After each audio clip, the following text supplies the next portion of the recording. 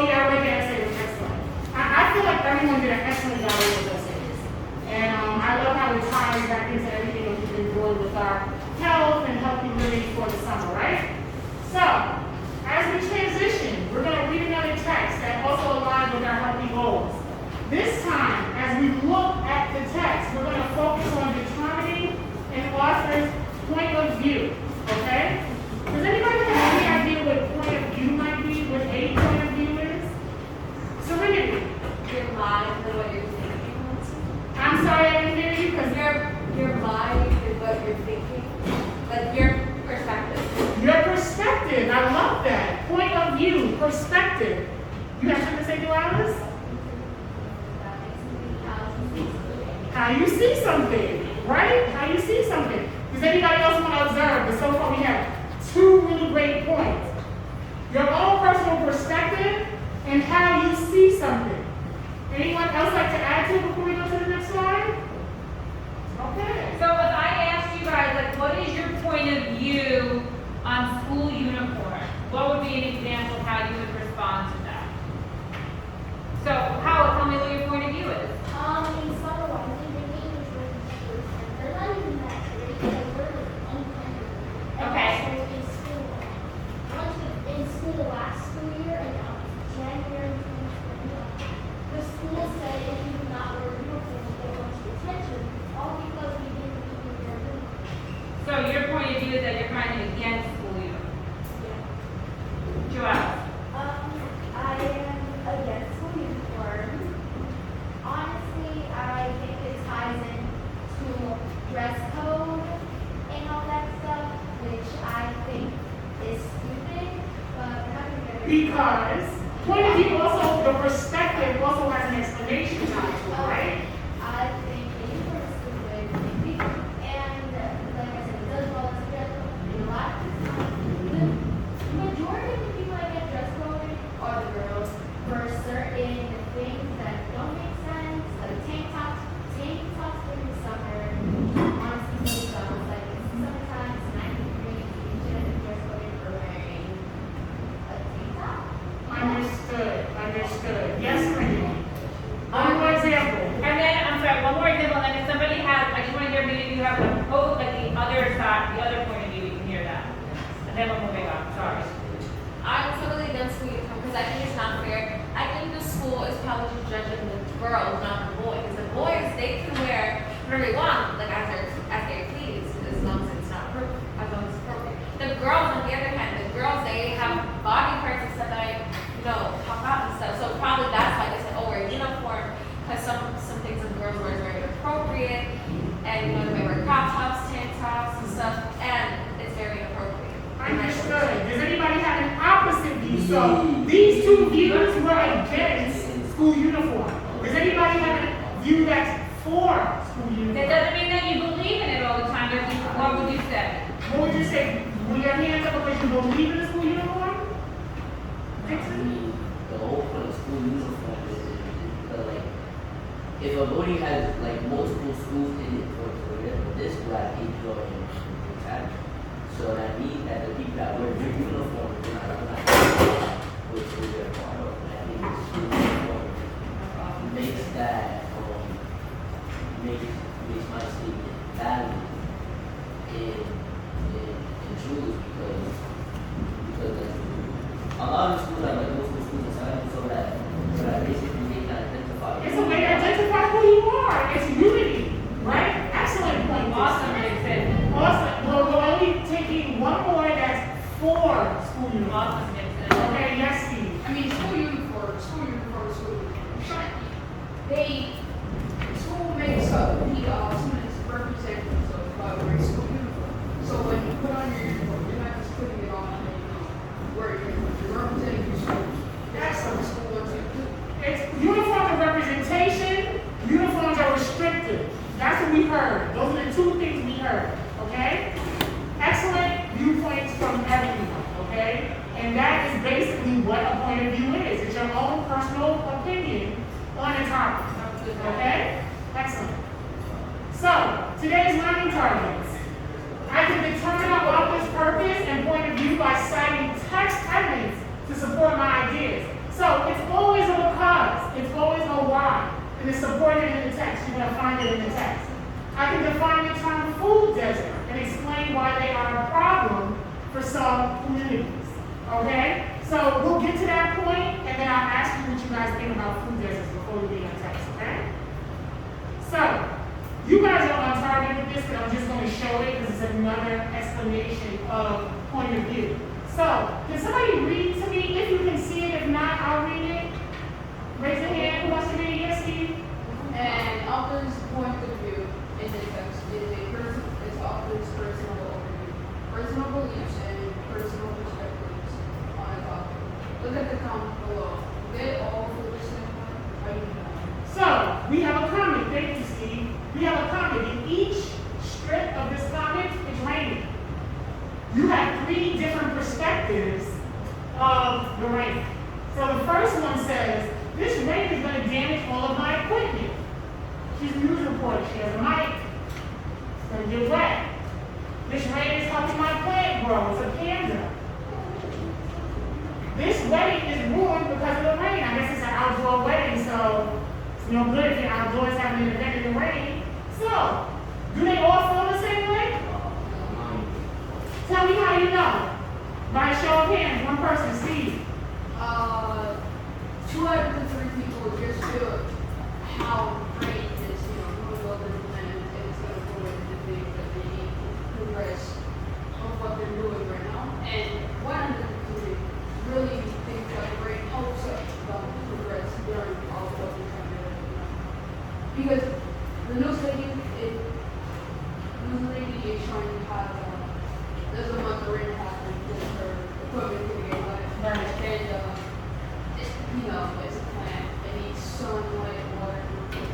Absolutely. So it's almost like looking at the glass half empty or the glass half full, right? Has anybody ever heard of that term before? Half empty, half full? Oh, it's hot outside. I'm so happy because in the wintertime we were always so cold, we wanted it to be hot. Then when it gets hot, we're like, oh my God, it's too hot, I can't take it anymore, right? So we always have different points of view, right? So let's just watch a quick video of our point of view to bring the perspective home. Hold the right now, so I can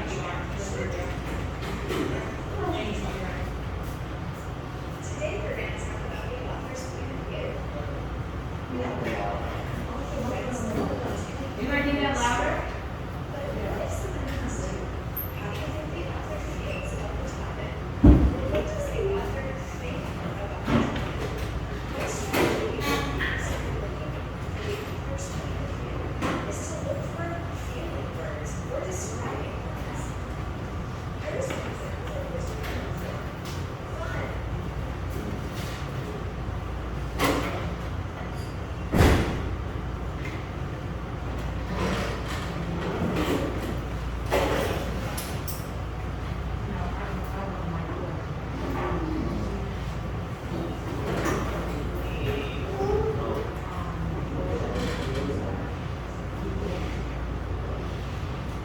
Could you guys hear? Was it fine or did it need to be louder? Just a bit. I can also pull up on my computer if that's easier. Okay. So just to keep it going, right? What are one of the points that we just mentioned? How to identify point of view in text. Did anybody catch that part? Well, when we looked at the comic strip, how were we identifying the point of view in the words that were used in some of the comic strips? Can anybody give me some clues to that? One clue maybe, is that you somebody leaving the hands up in the back? No problem. Just finish running my computer. I think it needs additional sound for it, so that might be why it won't. Getting one of those sound for it is for. That's definitely has to go in with it.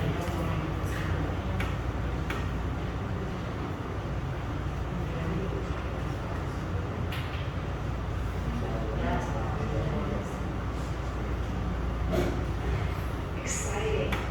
Scary. We just need the team off the board. Boring.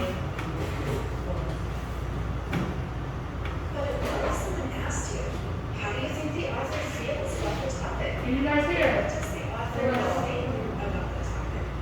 One strategy you can use for looking for the author's point of view is to look for feeling words or describing words.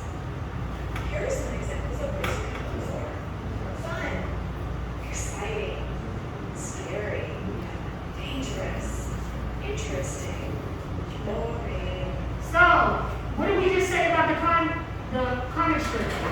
In the comic strip, when it was raining, what was the word? What was one word that the newscaster used to describe how she felt about the rain? Joanna. Exactly. What was one word that the panda used to describe how he felt about the rain? Steve. Exactly. Okay? So, clues in text to help us identify how people are feeling about the topic. You can look for these types of feeling words to help you find how the author feels about the topic.